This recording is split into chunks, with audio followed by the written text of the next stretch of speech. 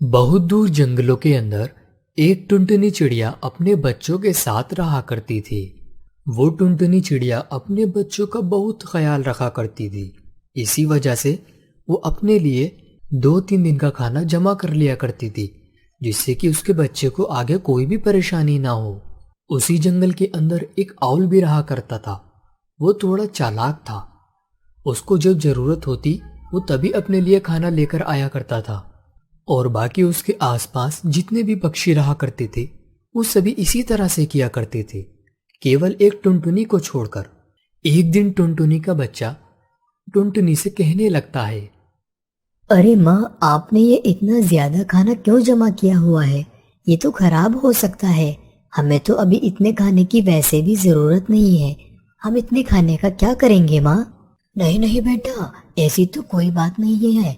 बल्कि हमें तो इस खाने की बहुत ज्यादा जरूरत है, क्योंकि अभी आने वाले टाइम में बरसात शुरू होने वाली है, और बरसात में तो हम बाहर भी नहीं निकल पाएंगे, और उसी टाइम पर ये खाना हमारे बहुत काम आएगा बेटा।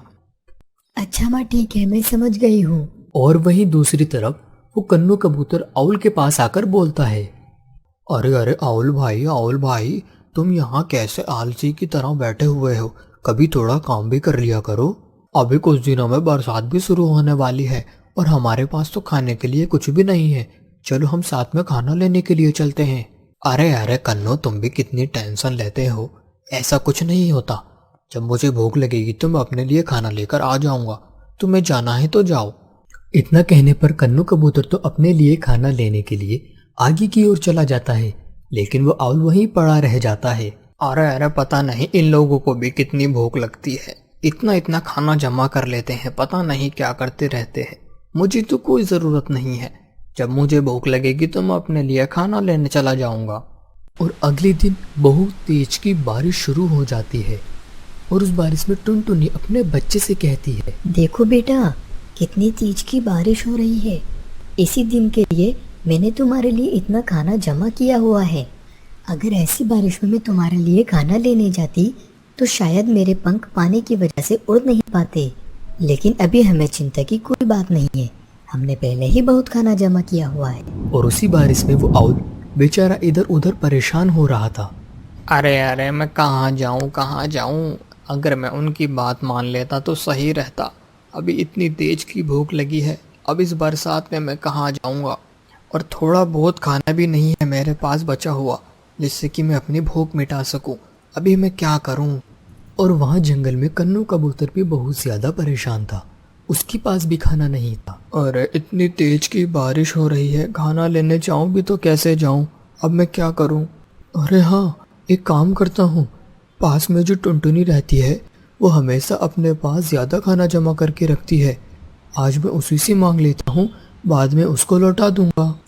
इतना कहने पर कन्नू कबूतर जल्दी जल्दी टुनटुनी चिड़िया के पास जाता है, और उस टुनटुनी के पास आकर कन्नू कबूतर कहता है, अरे अरे टुनटुनी बहन, मैं इस बरसात में बहुत परेशान हो रहा हूँ।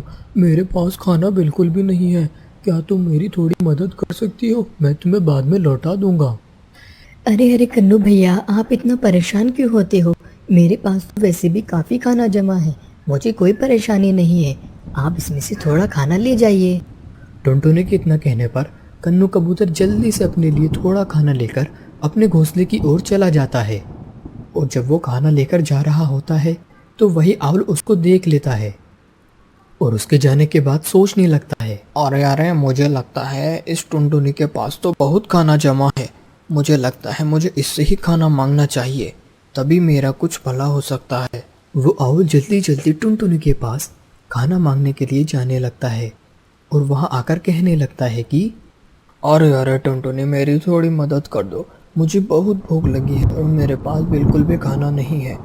मुझे पता है तुम्हारे पास बहुत खाना जमा है, तुम मुझे थोड़ा दे दो, मैं तुम्हें बाद में वापस कर दूंगा। अरे लेकिन माँ, अगर हम सबको इसी तरह से खाना बांटते रहे तो हमारे पास तो कुछ भी नहीं बचेगा। अरे नहीं बेटिया, ऐसा नहीं सोचते। हमें परेशानी में दूसरों की मदद करनी चाहिए, ऐसा कभी नहीं सोचना चाहिए हमें। कोई बात नहीं आउल भैया, आप भी थोड़ा खाना ले जाइए, और जब आपके पास हो तुम मुझे लौटा देना। थोड़ा खाना लेकर वो आउल जल्दी से अपने घोंसले के पास आ जाता है, और उस खाने को खाने लगता है। अरे अगर मैं भी कन्नू कबूतर की बात मान लेता तो इतना परेशान न होता, आराम से टुनी चिड़िया की तरह रहता मैं भी। और वही टुनटुनी चिड़िया अपने बच्चे को समझाती है। देखो बेटा, इस जंगल में हमने मुसीबत के टाइम पर काफ़ी पक्षियों की मदद की है, हमें इसका फल ज़रूर मिलेगा। अगर कभी हम परेशानी में हुए तो यही पक्षी हमारी भी मदद करेंगे और हमारी वजह से इन पक्षियों का पेट भरा, हमें तो खुश होना चाहिए। और इस तरह से उसके आसपास का कोई भी पक्षी वहाँ भूखा नहीं रहता। सभी टुनटुनी की वजह से खाना खाकर आराम से रहते हैं।